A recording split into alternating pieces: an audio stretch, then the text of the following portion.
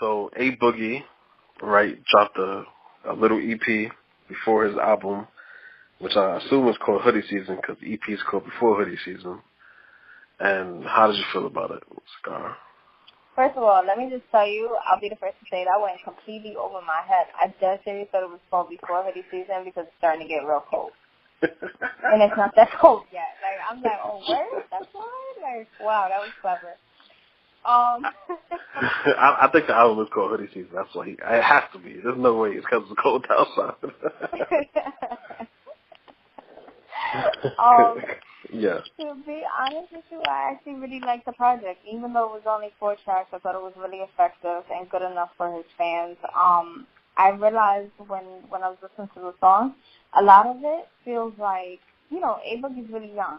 So it feels like he's really coming into living in the present with the amount of money he has, with what his life really is. I actually love it because I like to see young people winning and living a better life than wherever they came from. So, you know, there's Bentley talk, but he doesn't forget where he comes from. He mentions the people he wished he was with at this current moment who can't live this life with him. And I just really think the vibes are smooth.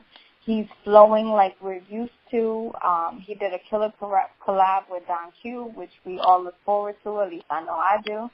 And I'm happy he's back. It's been a minute. I like the EP too, honestly. I feel like he's back in his bag a bit. I feel like after his last album came out, his first album came out, his label tried to make him do like the international dancehall crossover music, and he kind of left his fan base with that for a minute, so his momentum died with that, to me, a bit. But A Boogie's still talented. I feel like his melodies are still powerful. It could be still very catchy. He has a certain cadence that he does, and it works well. He's like the hood R&B hip hop dude, but he's not really singing all the time. But he has the combination. He has that crossover ability.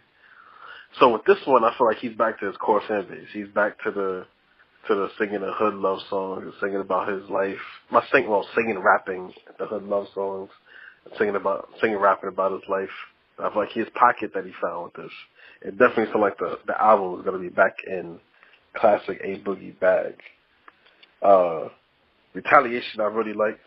Honestly, Retaliation I thought was dope. The Don Q song. Actually, all 4 songs were dope in its own way, honestly. Right? But I feel like it was good EP. Good to see that he's back on that bullshit. And I want to see where his career goes from here. To me, that's the bigger argument. Because I feel like his potential was crazy after my shit had came out. And that first EP came out with Timeless and Ransom. He had some hits on there. And that EP was fire too. I forgot it was called The Bigger Artist. But I felt like his potential was higher, and then the album came out and it was still good because he had Drowning, which was a hit, but it didn't go too far after that. Maybe I don't know. Maybe it's just me. I feel like maybe I thought he'd be bigger than he was or became. So, but he's still on the right track. Not like he's like falling all the way off or somebody. But I just want to see where his career goes from here. I want to see if this album is going to push him to that next level. I want him to be bigger than just a New York, like a New York artist in a way. I want him to be on that next, him and Don Q both, I want them to take that next step where they're respected across the culture. So I agree with you on that. Yeah, I feel like they're New York artists. They're super popular here, and they probably have fans other places too, but I feel like they haven't really cemented themselves in the culture yet. Crazy. Not yet. So. That's true, and I think the reason why I really rock with A Boogie, for starters, he speaks English, so I appreciate that. I don't like to concentrate when I'm trying to listen to music, and he makes it where I actually understand exactly what he says the first time around, and I don't even have to do Google lyrics, so shout out to him. On top of that, his concepts are not all the same because I get really upset when I hear the same thing over and over and over again because for me, it's like being in school, right? Nobody wants to be in school because nobody wants to hear the same thing over and over again, and nobody wants to study because they're doing it over and over again and they don't want to hear it, right? So why is it that with rock music sometimes they do the same concept over and over again? Like, how many girls you slept with? How many guns do you have? Like, I actually don't even care. I don't care about any of them. So, that's where I feel like the culture needs to be shifted a little bit, and I think A Boogie is good with that because role model, literally, he's like, I'm going to do what I want to do. I don't think you should follow me because I'm living my best life. And I can appreciate that. I think it's real and I think it's honest because I think a lot of adult figures, older adults, they like to say, oh, well, you're a role model, you're this, you're that. But if we honestly go back to when they were A Boogie's age, like, come on now. He wasn't a saint. He wasn't perfect. So I feel like sometimes the pressures that they put on the younger artists is a little bit higher than it should be. Mm-hmm. And also I like 3-Minute Convo because he's really talking about people he knew that are in jail, and, it's short conversations that he has now, and it's all in, like, a different lingo, and it just shows that he's still himself, even with the fame. But I do agree with you, his fame should be bigger than what it is, no doubt about it. Yeah, his talent is through the roof. It is. His melody is on point every time, and he doesn't make too much bad songs, I feel like. Like, I'm not to say trying to be like everything he makes is good, but I feel like he doesn't make too much bad music, and he has a certain pocket that can really connect across everywhere. He has a strong female fan base. He can make the trap stuff, and he could do hooks for other people that could be crazy too. So I feel like I want to see where his career goes. That's what I'm most interested in. I really do, because like his first album I liked a lot.